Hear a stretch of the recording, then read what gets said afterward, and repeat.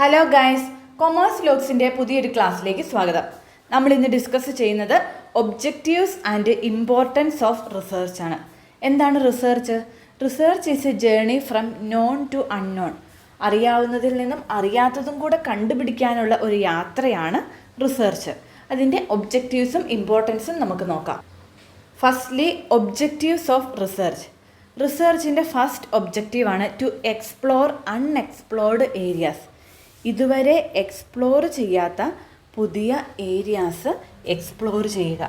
ആരും കണ്ടുപിടിക്കാത്ത കാര്യങ്ങൾ കണ്ടുപിടിക്കുക. ആർക്കും അറിയത്തില്ലാത്ത കാര്യങ്ങൾ മനസ്സിലാക്കിയെടുക്കുക. അതൊക്കെ റിസർച്ചിൻ്റെ പ്രൈമറി ഒബ്ജക്റ്റീവാണ്. അല്ലെങ്കിൽ റിസർച്ചിൻ്റെ സെക്കൻഡ് ഒബ്ജക്റ്റീവ് എന്താണ്? To describe a particular situation or event. ഒരു പർട്ടിക്കുലർ സിറ്റുവേഷൻ അല്ലെങ്കിൽ ഇവൻറ്റ് ഡിസ്ക്രൈബ് ചെയ്യുക. ഒരു പർട്ടിക്കുലർ സ്കൂളിനെ എടുത്തിട്ട് ആ സ്കൂൾ എങ്ങനെയാണ് പെർഫോം ചെയ്യുന്നത്, അല്ലെങ്കിൽ ഒരു ഓർഗനൈസേഷൻ എങ്ങനെയാണ് ഫങ്ഷൻ ചെയ്യുന്നത്, ഓർഗനൈസേഷനിലെ എംപ്ലോയീസിൻ്റെ സിറ്റുവേഷൻ എങ്ങനെയാണ്, അല്ലെങ്കിൽ ഓവറോൾ സ്റ്റേറ്റ് എടുത്തിട്ട് സ്റ്റേറ്റിലെ ആളുകളുടെ ജീവിത രീതി എങ്ങനെയാണ്, അല്ലെങ്കിൽ കൊറോണയൊക്കെ വന്ന് അങ്ങനെയുള്ള പാൻഡമിക്കൊക്കെ വന്നതിൻ്റെ ആ ഒരു ആഫ്റ്റർ എഫക്റ്റ് എന്താണ്, അങ്ങനെ എന്തെങ്കിലുമൊക്കെ സിറ്റുവേഷൻസോ ഇവൻറ്റ്സോ ഡിസ്ക്രൈബ് ചെയ്യാനായിട്ടും റിസർച്ചിന് ഒബ്ജക്റ്റീവ് ഉണ്ട്. ഓക്കെ. തേർഡാണ് to identify the relation between dependent and independent variable. രണ്ട് വേരിയബിൾസ് തമ്മിലുള്ള റിലേഷൻ ഐഡൻറ്റിഫൈ ചെയ്യാനായിട്ട്. ഇപ്പം ആളുകളുടെ ഇൻകം അവരുടെ സ്പെൻഡിങ് ഹാബിറ്റ്സിനെ ഇൻഫ്ലുവൻസ് ചെയ്യുന്നുണ്ടോ?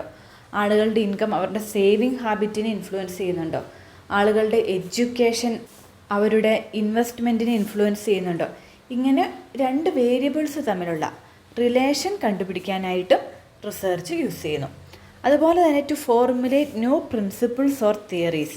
പുതിയ കാര്യങ്ങൾ കണ്ടുപിടിച്ചത് പുതിയ പ്രിൻസിപ്പിൾസും തിയറിയും ഒക്കെ ആയിട്ട് ഡെവലപ്പ് ചെയ്യണം. ഓക്കെ. അപ്പം റിസർച്ചിൻ്റെ ഒരു ഒബ്ജക്റ്റീവ് തന്നെയാണ് to formulate new principles or theories. പഴയ തിയറീസും പഴയ പ്രിൻസിപ്പിൾസും എല്ലാം ഫോം ചെയ്ത് വന്നത് ഇതുപോലെ പണ്ടത്തെ ആളുകൾ നടത്തിയ റിസർച്ചിലൂടെയാണ്. സോ പുതിയ പ്രിൻസിപ്പിൾസും തിയറീസും കൊണ്ടുവരണമെങ്കിൽ എന്ത് ചെയ്യണം? പുതിയ റിസർച്ചുകൾ നടക്കണം. നെക്സ്റ്റ് ഒബ്ജക്റ്റീവാണ് to develop new tools for analysis and interpretation of data. Data അനാലിസിസിനും ഇൻ്റർപ്രിട്ടേഷനും പുതിയ ടൂൾസ് കൊണ്ടുവരിക എന്നുള്ളതും ഒബ്ജക്റ്റീവാണ്, റിസർച്ചിൻ്റെ ഒബ്ജക്റ്റീവാണ്. പുതിയ ടൂളുകൾ കൊണ്ടുവരുമ്പം കൂടുതൽ റിസർച്ചുകൾ ആ ടൂളുകൾ ഉപയോഗിച്ച് നടക്കും. അതും റിസർച്ചിൻ്റെ ഒരു ഒബ്ജക്റ്റീവാണ്. നെക്സ്റ്റാണ് to find out solutions for the problems of society. ഒരു അൾട്ടിമേറ്റ് ഒബ്ജക്റ്റീവ് എന്നൊക്കെ പറയാം.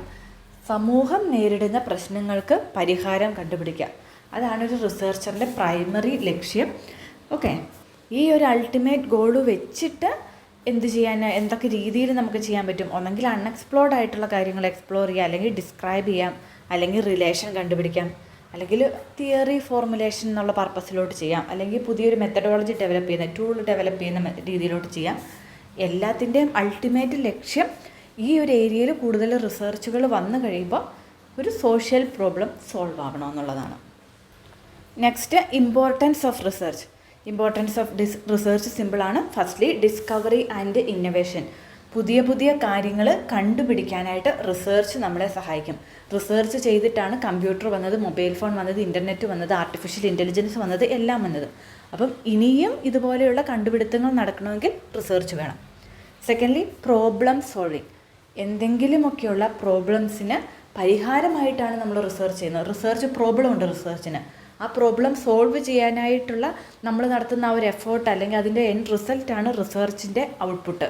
സോ പ്രോബ്ലം സോൾവിങ്ങിനും റിസർച്ച് സഹായിക്കുന്നു. Third, improves decision making. തീരുമാനങ്ങൾ എടുക്കാനായിട്ട് കാര്യങ്ങൾ കൃത്യമായിട്ട് അനലൈസ് ചെയ്ത് അതിൻ്റെ ആഫ്റ്റർ എഫക്ട്സും കോസും ഒക്കെ പഠിച്ചാൽ മാത്രമേ നമുക്ക് തീരുമാനം എടുക്കാനായിട്ട് പറ്റുള്ളൂ. റിസർച്ചിൽ നമ്മൾ ഇത് തന്നെയാണ് ചെയ്യുന്നത്. സോ ഡിസിഷൻ മേക്കിങ്ങിൽ റിസർച്ച് ഒരു ഇമ്പോർട്ടൻ്റ് റോൾ വഹിക്കുന്നു. അതുപോലെ തന്നെ അസർട്ടൈനിങ് ട്രെൻഡ്സ്. ആളുകളുടെ സേവിങ് പാറ്റേൺ, ഇൻവെസ്റ്റ്മെൻറ്റ് പാറ്റേൺ, അല്ലെങ്കിൽ ഒരു സ്റ്റോക്കിൻ്റെ പെർഫോമൻസ്, അങ്ങനെയുള്ള അല്ലെങ്കിൽ ഇപ്പോഴത്തെ ആളുകളുടെ ഒരു ബൈയിങ് ട്രെൻഡ് എന്താണ്, ഇങ്ങനെയുള്ള കാര്യങ്ങളെല്ലാം ട്രെൻഡ് റിലേറ്റഡ് പഠനങ്ങൾ നടത്തണമെങ്കിലും റിസർച്ച് വേണം. അതുപോലെ സ്റ്റഡി സോഷ്യൽ റിലേഷൻസ്. റിസർച്ചിന് മറ്റൊരു ഇമ്പോർട്ടൻസ് ആണ് ഇത്. സോഷ്യൽ റിലേഷൻസ്, ആളുകളുമായുള്ള ബന്ധങ്ങൾ പഠിക്കും.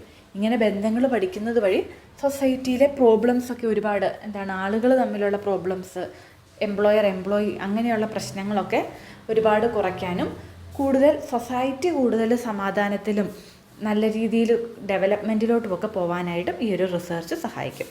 അടുത്ത് ഇംപ്രൂവ് സ്റ്റാൻഡേർഡ് ഓഫ് ലിവിങ്. കൂടുതൽ റിസർച്ച് നടന്നാൽ കൂടുതൽ ടൂൾസും ടെക്നിക്സും ഒക്കെ ഡെവലപ്പ് ആവും, കൂടുതൽ ഇൻകം വരും, and at the end standard of living കൂടും. Okay. Next helps in framing government policy. ഗവൺമെൻറ്റിനെ അതിൻ്റെ പോളിസികൾ ഫോർമുലേറ്റ് ചെയ്യാനായിട്ട് റിസർച്ച് സഹായിക്കുന്നുണ്ട്. റിസർച്ചിലൂടെയാണ് ഗവൺമെൻറ് ഓരോ പോളിസിയും ഫോർമുലേറ്റ് ചെയ്യുന്നത്. Next widely used in business organization. Business ഓർഗനൈസേഷനിലും എത്ര എംപ്ലോയീസ്, ഹ്യൂമൻ റിസോഴ്സിൻ്റെ കേസിൽ എത്ര എംപ്ലോയീസ് വേണം, എംപ്ലോയീസിന് എന്തൊക്കെ ട്രെയിനിങ് കൊടുക്കണം, അല്ലെങ്കിൽ അക്കൗണ്ട്സിൻ്റെ കേസിൽ ഏത് മെത്തേഡ് ഓഫ് അക്കൗണ്ടിങ് പാറ്റേൺ ആയിരിക്കണം ഫോളോ ചെയ്യേണ്ടത്, എത്ര സ്റ്റോക്ക് വേണം, എത്ര രൂപ സെയിൽസ് നമ്മൾ ടാർഗറ്റ് ചെയ്യണം, അങ്ങനെയുള്ള കാര്യങ്ങൾ, അല്ലെങ്കിൽ നമ്മുടെ ഇൻവെസ്റ്റ്മെൻറ്റിൻ്റെ മേഖലയിൽ എവിടെയൊക്കെ ഇൻവെസ്റ്റ് ചെയ്യണം, അങ്ങനെ ബിസിനസ്സിൻ്റെ എല്ലാ ഏരിയാസിലും റിസർച്ച് നടത്തി തന്നെയാണ് അവർ തീരുമാനങ്ങൾ എടുക്കുന്നത്. സോ ഇത്രയാണ് importance of research. Discovery and innovation, problem solving, improves decision making, ascertaining trends, study social relations, improve standard of living, helps in framing government policy, widely used in business organizations.